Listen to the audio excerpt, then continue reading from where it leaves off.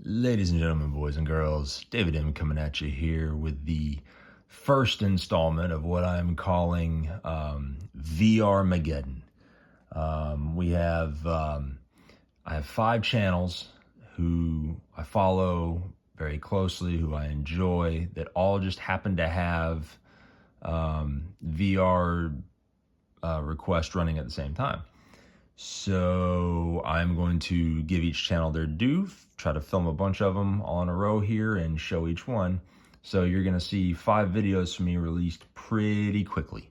And I'll, try to keep them a little short, but this one I may ramble for just a minute.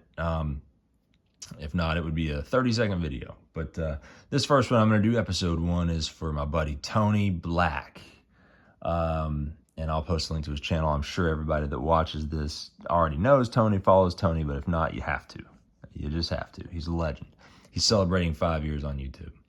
And what he wanted was for us to talk about, show some cards and stuff from our first ever game that we went to.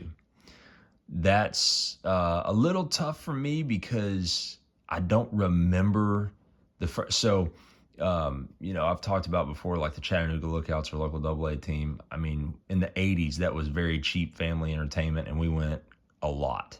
And I just don't remember the first time I went. But I will share a memory. My favorite memory from those games, honestly, was we would go sit, we would get general admission tickets, and we would sit on the very top row down the first baseline.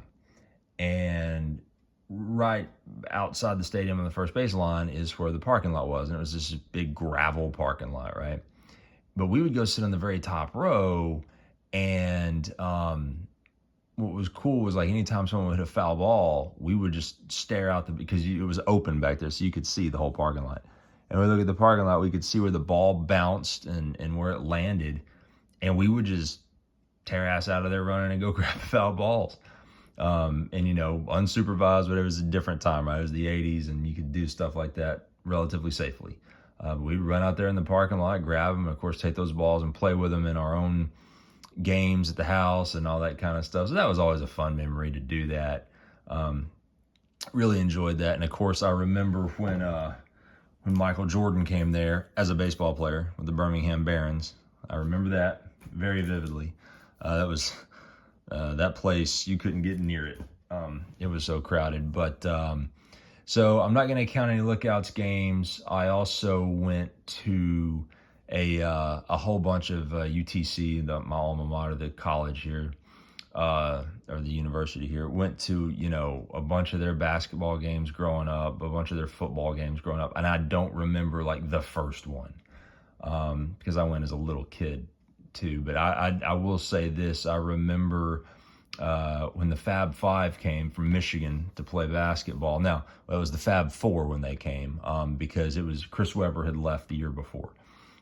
So it was everybody else, they came. And that particular year, ESPN had done this poll, and UTC's Roundhouse, which is where they still play actually, was rated the 3rd toughest place to play in the country somehow. Don't ask me how.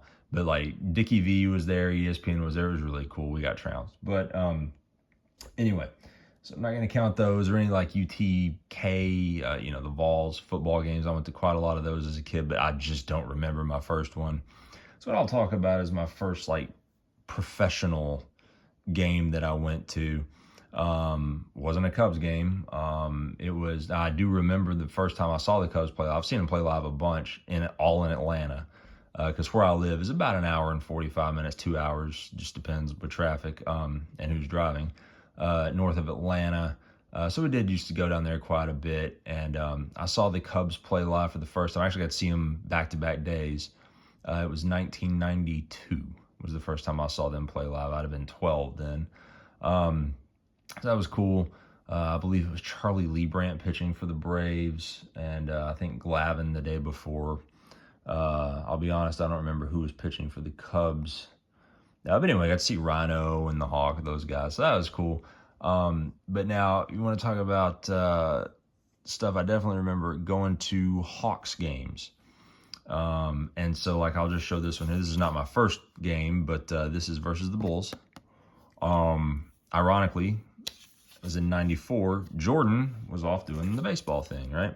But Pippen, there's his rookie card, Scottie Pippen. He was on that team. Got to see that. That was pretty cool. I did go to a Bulls game against the Hawks there in 91. Or no, it might have been 90. But Jordan was on that team, and I have, it was 90, because I have it right here. I do have this calendar that I got from there with Neek and Kevin Willis on it. I can't get the whole thing in the picture, but anyway, that's my memento from that game. But that was so cool to see, Jordan and those Bulls in person. But the first game, the first professional game I went to that I remember, I actually have the ticket stub. That's it right there. That's 1989. I'd have been 9 years old. And it was the Atlanta Hawks versus Larry Legend and the Celtics. Really cool experience. I also remember one of the really cool things about it was the guy. So one of my dad's good buddies is the one that scored us the tickets. And one of those classic guys that's like been single his whole life, spends all of his time and money going to these kind of sporting events. But he was always able to get us tickets to all kinds of stuff. But he got us tickets, but he also had a buddy, I guess, that ran a limo service that owed him a favor. So essentially, we got a free limo ride.